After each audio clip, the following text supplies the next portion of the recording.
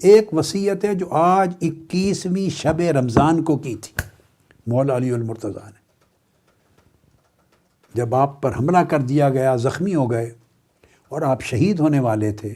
تو شہادت سے قبل آپ نے دونوں شہزادوں سے جو گفتگو کی ان سے وصیت فرمائی کوفہ میں، اپنا دم آفری کو پیش کرنے سے قبل، روح کے پرواز ہونے سے قبل،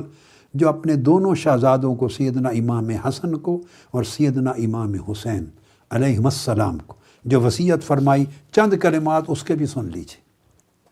اور وہ مناسبت اس لیے کہ آج کی شب ہے 21ویں شب رمضان،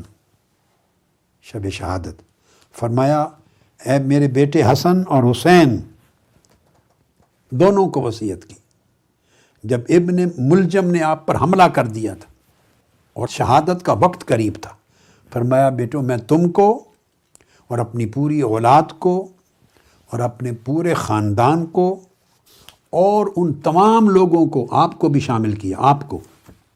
جو معتکفین اور معتکفات، میرے بھائی اور میرے بیٹے اور میری بہنیں اور بیٹیاں بیٹھی ہیں، کیسے؟ فرمایا جن جن تک میرا یہ نوشتہ اور میرا کہنا، جن جن تک میری یہ وصیت پہنچے ان سب کو کہہ رہا ہوں۔ تو آج پہلے آپ تک کسی نے پہنچائی تھی یا نہیں؟ آج رات میں پہنچا رہا ہوں آپ کی یہ وصیت۔ فرمایا تھا جس جس تک میری یہ وصیت پہنچے ان سب کو کہہ رہا ہوں، میں ان سب کو وصیت کرتا ہوں۔ اور وصیت کیا ہے؟ فرمایا زندگی میں ہر لمحے میں اللہ سے ڈرتے رہنا، اللہ کا تقوی اختیار کرنا، یعنی اپنی زندگی کو تقوی کے ساتھ معمور رکھنا اور اپنے معاملات کو درست رکھنا۔ معاملات دو طرح کے ہوتے ہیں بیٹے، کچھ معاملات اللہ کے ساتھ ہوتے ہیں، کچھ مخلوق کے ساتھ ہوتے ہیں۔ یا اس کی اور ذرا گہری تقسیم کر لیں تو معاملات 5 قسموں کے بنا لیتے ہیں۔ اللہ کے ساتھ تعلق کو درست رکھنا یہ معاملات کا ایک شعبہ ہے۔ اللہ کے ساتھ اپنے معاملات کو، بندگی، عبدیت اور عبودیت کے معاملات کو درست رکھنا، عقیدے میں، عمل میں، عبادت میں، طاعت میں، توکل میں، یقین میں، بھروسے میں، نیاز مندی میں، تواضع میں، خشوع و خضوع میں، اخلاص میں، تابعداری میں، فرما برداری میں، تقوی میں، سارے معاملات اللہ کے ساتھ درست رکھنا، یہ ایک پہلو۔ دوسرا، حضور نبی اکرم صلی اللہ تعالیٰ علیہ وآلہ وسلم اپنے نبی اور رسول کے ساتھ معاملات کو درست رکھنا، حضور علیہ الصلوۃ والسلام کے ساتھ معاملات کو درست رکھنا، حضور علیہ السلام کی محبت میں، حضور علیہ الصلوۃ والسلام کی اطاعت میں، آقا علیہ الصلوۃ والسلام کی متابعت میں، آپ کی تعظیم و تکریم میں، آپ کے دین کی خدمت اور نصرت میں، آپ کے دین کو لوگوں تک پہنچانے میں، آپ کی تعلیمات کو قبول کرنے میں دل و جان سے، آقا علیہ السلام کی تعلیمات پر عمل کرنے میں، معاشرے تک پہنچانے میں، آپ کا پیغام قبول کرنے میں اور پیغام آگے پہنچانے میں۔ تو یہ آقا علیہ السلام کے ساتھ معاملات ہیں امتی کے۔ پھر صحابہ کرام اور اہل بیت اطہار کے ساتھ معاملات ہیں، یہ عقیدے کے معاملے میں بھی اور ان کی اتباع کی، کہ انہوں نے جو اسوہ دیا ہے اس کی پیروی کرنا، اس سے بہتر کوئی اسوہ اور طرز زندگی نہیں ہے۔ پھر اولیاء و صالحین آ جاتے ہیں، اولیاء و صالحین، ان کے ساتھ معاملات درست، ان کی تعظیم و تکریم بھی ہے، اور سب سے بڑھ کر ان کی دیا ہوا طریقہ زندگی، اسوہ زندگی، ان کی تعلیمات، ان کو اپنانا، قبول کرنا، عمل کرنا، تب ان کے ساتھ تعلق صحیح بنتا ہے۔ نام عقیدت سے لینا، نعرے لگانا ان کے، اور رسمی طور پہ ان کے ایام منانا، اور ساری زندگی کو ان کی تعلیمات سے خالی رکھنا، ان کی تعلیمات سے دور رکھنا، یہ معاملات بگڑ گئے ان سے۔ انہیں معاملات کا سنورنا نہیں کہتے، یاد رکھ لیں۔ عقیدت مع متابعت، دو چیزیں یاد رکھ، عقیدت اور متابعت، دو کو جمع کریں، یعنی اعتقاد اور اتباع، عقیدہ درست رکھیں اور عمل ان کی مطابقت، ان کی پیروی میں رکھیں، ان کی تعلیم کے مطابق کریں۔ دونوں چیزیں درست ہوں تو معاملہ درست ہے۔ پھر اس کے بعد معاملات آپ کے اپنے والدین کے ساتھ، مشائخ کے ساتھ، بزرگوں کے ساتھ، اعزاء اقارب کے ساتھ، بھائیوں کے ساتھ، بہنوں کے ساتھ، دوستوں کے ساتھ، کولیگز کے ساتھ۔ پھر ان میں حقوق آتے ہیں، واجبات ہیں۔ ان معاملات کو درست رکھنا، 4 ہو گئے، اور 5واں درجہ جمی مخلوق کے ساتھ۔ جمی مخلوق، جہاں بھی آپ کا واسطہ ہے کسی کے ساتھ، جان پہچان والا ہے یا اجنبی ہے، دوست ہے یا دشمن ہے، اپنا ہے یا پرایا ہے، غریب ہے، امیر ہے، قریب کا ہے، بعید کا ہے، آپ کی اپنی تنظیم اور تحریک سے وابستہ ہے، نہیں ہے، کسی اور جگہ وابستہ ہے، اللہ کی مخلوق ہے، انسان ہے، آقا علیہ السلام کا امتی ہے، حتیٰ کہ اگر امتی نہیں، مسلمان بھی نہیں تو انسان ہے، اللہ کی خلق تو ہے، اللہ کی مخلوق، اس سے بھی معاملات کو درست رکھنا، اس کے حقوق کی ادائیگی کرنا۔ میں نے اس کی تشریح کر دی کہ 5 قسموں کے معاملات ہیں۔ فرمایا اپنے معاملات کو درست رکھنا اور آپس کے تعلقات کو ہمیشہ سلجھائے رکھنا، سنوارے رکھنا۔ اصلاح ذات بینکم، یہ کلمات ارشاد فرمائے، صلاح ذات بینکم، جو آپ کے آپس کے رشتے ہیں، کسی شخص کے ساتھ بھی،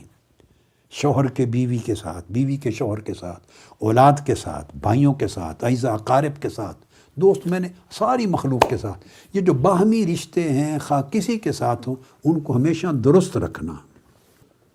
آگے فرماتے ہیں مولا علی المرتضیٰ، فرماتے ہیں میرے بیٹے حسن حسین، یہ جو اصلاح و ذات بینکم، آپس کے تعلقات کو ہمیشہ درست رکھنا، سنوارنا، تاکہ آپ کی زبان سے، آپ کے عمل سے، آپ کے جسم سے، آپ کے دل سے، آپ کے دماغ سے، سوچ سے کسی کو نقصان نہ پہنچے، کسی سے نفرت نہ کرو، کسی کو ظلم نہ کرو، کسی کو دکھ نہ دو، کسی کو تکلیف نہ دو، کسی کو حقیر نہ جانو، کسی کی حق تلفی نہ ہو، کسی کا دل نہ ٹوٹے آپ سے، کسی کا کوئی حق ادا ہونے سے نہ رہ جائے، ضرورت مند ہے تو حاجت روائی ہو، دکھی ہے تو آپ سے مل کے اسے سکون ملے، پریشان حال ہے تو راحت پائے، ہر ایک کا حق ادا کریں، اور اونچ نیچ ہو جائے تو خود ایڈجسٹ کر لو اپنے تعلق کو سنوارے رکھنے کے لیے۔ یہ فرمایا آپ کی باہمی تعلقات سنوارے رکھنا، کیونکہ مولا علی المرتضیٰ فرماتے ہیں میں نے تمہارے نانا رسول اللہ صلی اللہ علیہ وآلہ وسلم سے سنا ہے، فرمایا صلاح ذات البین افضل من عامت الصلاۃ والصیام، یہ حدیث پاک بھی ہے اور آپ روایت بھی کر رہے ہیں۔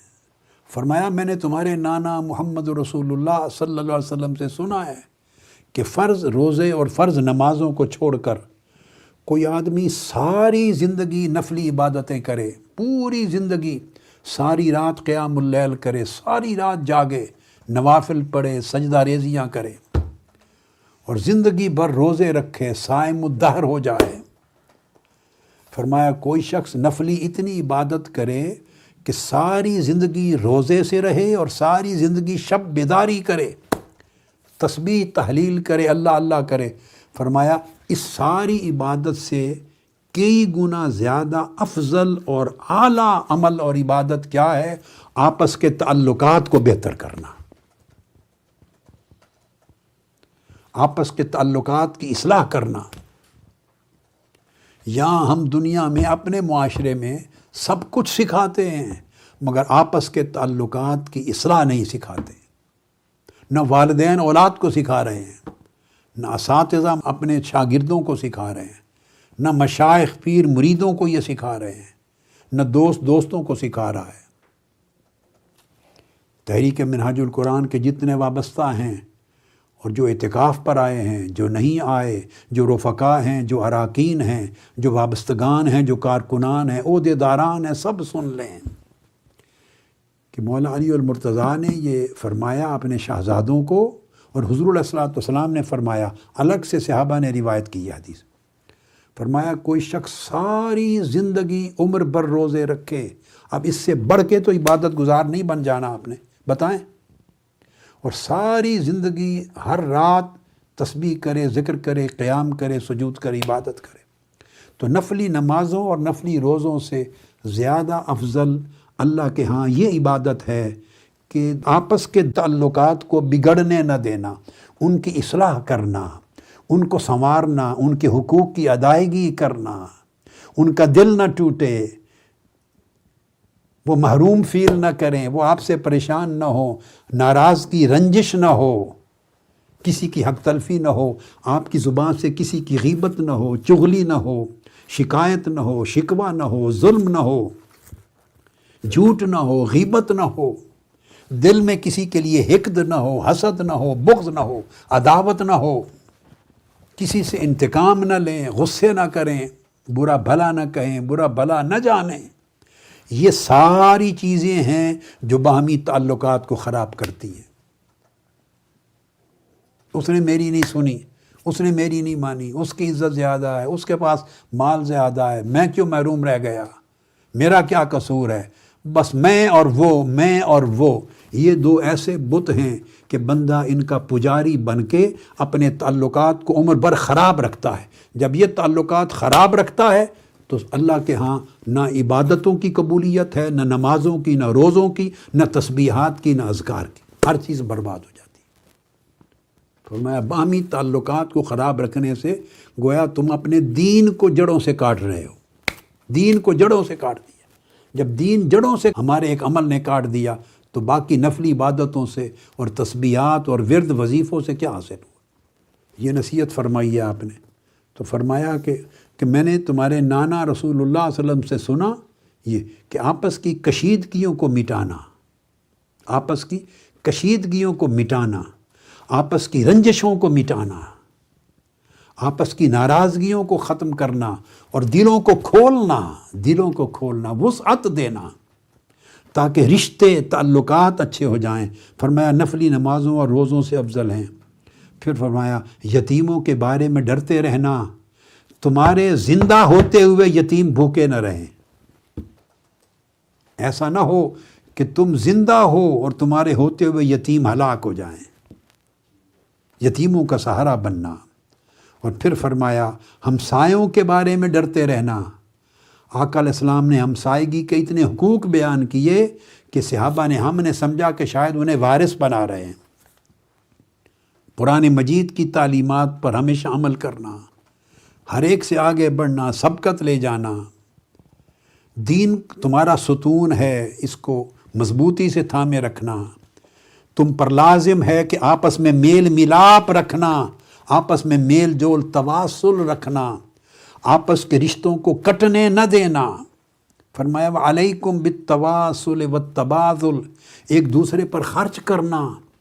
اپنی محبت خرچ کرنا، دوسرے پر مال و دولت خرچ کرنا، اپنی راحت خرچ کرنا، اپنی فکر اور سوچ دوسرے پر خرچ کرنا، اپنی دل کی ہمدردیاں خرچ کرنا، آپ کا علم خرچ کرنا،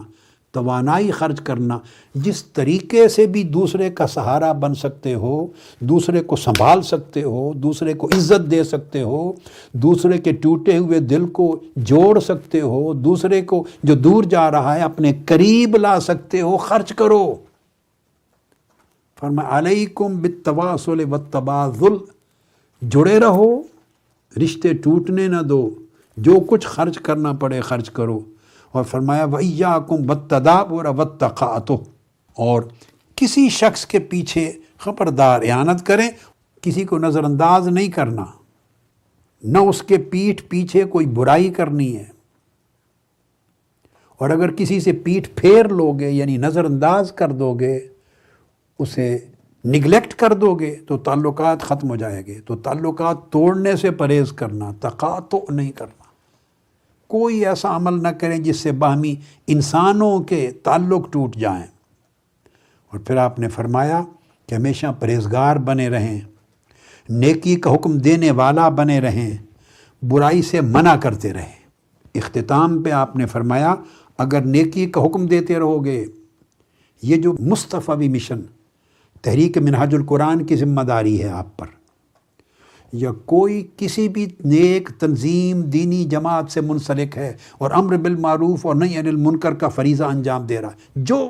نیکی کا حکم دیتا ہے اور برائی سے منع کرتا ہے، بھلے کوئی جماعت ہے، فرمایا جو نیکی کا حکم دیتے رہنا، برائی سے منع کرتے رہنا، اگر تم نے اس عمل سے ہاتھ اٹھا لیا، یعنی امر بالمعروف نیکی پھیلانے سے رک گئے اور برائی کو روکنے کی جو کاوش ہے، جو آپ کا مشن ہے، اگر اس سے رک گئے، اپنی ذات تک محدود ہو گئے، آگے یہ فیض نہ پہنچایا، تو فرمایا پھر تم پر بد کردار لوگوں کو حکمران بنا کر مسلط کر دیا جائے گا۔ ان قوموں پر بد کردار لوگ حکمران بنا کر مسلط ہو جاتے ہیں، ان لوگوں پر کرپٹ لوگ مسلط ہو جاتے ہیں،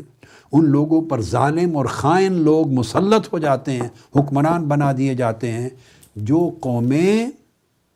نہ خود نیکی کرتی ہیں، نہ نیکی کا آگے حکم دیتی اور نیکی کو پھیلاتی ہیں،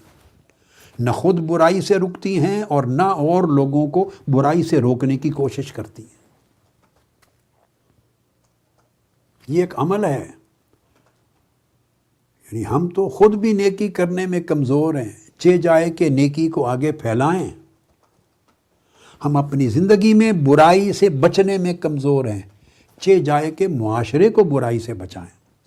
حکم دیا نیکی کرو اور نیکی پھیلاؤ، برائی سے بچو اور اوروں کو، لوگوں کو برائی سے بچاؤ۔ فرمایا اگر اس کام سے ہاتھ اٹھا لیا تو پھر تمہارے اوپر بدکار اور خائن لوگ حکمران کے طور پہ مسلط کر دیے جائیں گے، اور پھر ایسا ہوگا کہ تم بھی حسن اور حسین شہزادے حسنین کریمین سے فرما رہے ہیں، یعنی تم جیسے لوگ بھی جب اللہ کی سزا اتر آئے گی اور بدکار لوگ، خائن لوگ حکمران ہو جائیں گے، تو پھر تم جیسے لوگ بھی اگر دعا مانگو گے تو قبول نہیں کی جائے گی، اسے محفوظ رکھ لیا جائے گا۔ دعا سے مراد دعا مانگو گے معاشرے کے لیے، لوگوں کے لیے، باری تعالیٰ ہماری قوم پہ رحم فرما، ظالموں سے نجات عطا فرما، پھر وہ نجات دعاؤں سے نہیں ہوتی۔ مولا علی اور مرتضیٰ فرما رہے ہیں تم بھی دعا مانگو گے تو روک دی جائے گی، یعنی اس قوم کے حق میں قبول نہیں ہوگی۔